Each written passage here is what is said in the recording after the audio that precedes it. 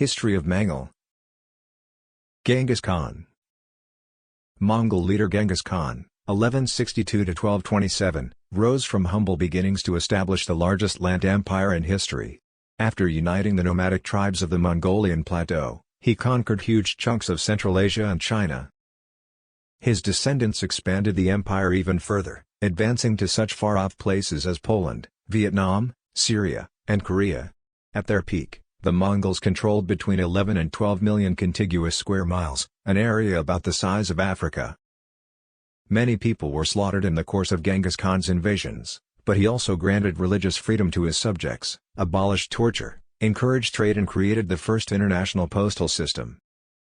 Genghis Khan died in 1227 during a military campaign against the Chinese kingdom of Xiexia. His final resting place remains unknown.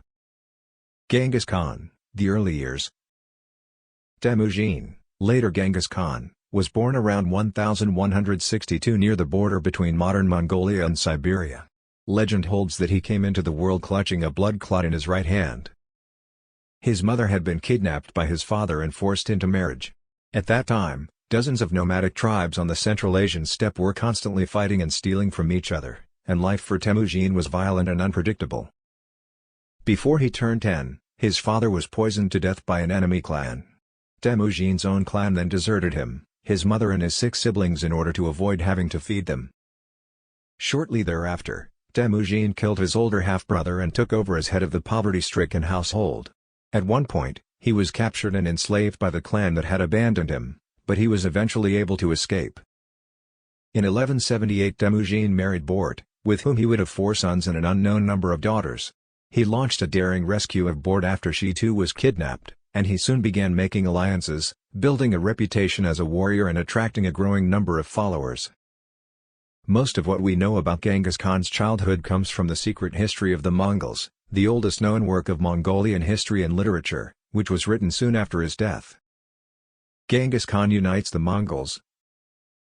Going against custom, Temujin put competent allies rather than relatives in key positions and executed the leaders of enemy tribes while incorporating the remaining members into his clan.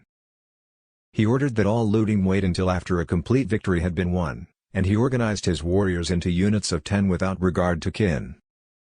Though Temujin was an animist, his followers included Christians, Muslims, and Buddhists. By 1205 he had vanquished all rivals, including his former best friend Jamaica.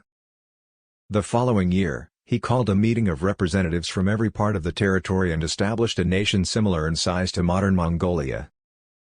He was also proclaimed Chinggis Khan, which roughly translates to universal ruler, a name that became known in the West as Genghis Khan.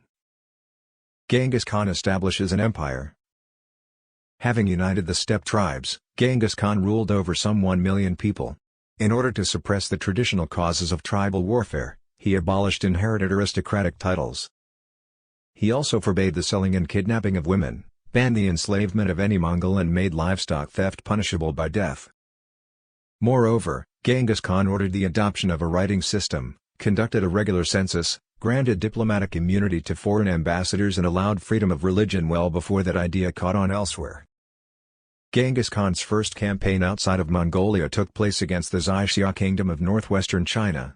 After a series of raids, the Mongols launched a major initiative in 1209 that brought them to the doorstep of Yinchuan, the Xiexia capital.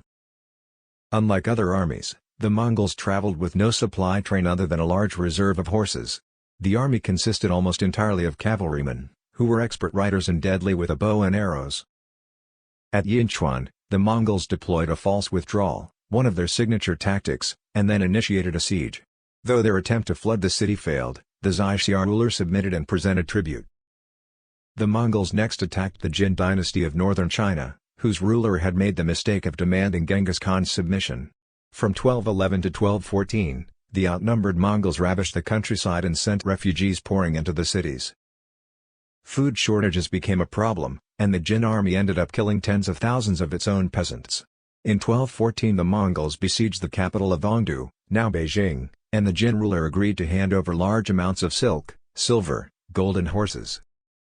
When the Jin ruler subsequently moved his court south to the city of Kaifeng, Genghis Khan took this as a breach of their agreement and, with the help of Jin deserters, sacked Ongdu to the ground. In 1219 Genghis Khan went to war against the Krim Empire in present-day Turkmenistan, Uzbekistan, Afghanistan, and Iran. The Sultan there had agreed to a trade treaty, but when the first caravan arrived its goods were stolen and its merchants were killed. The Sultan then murdered some of Genghis Khan's ambassadors.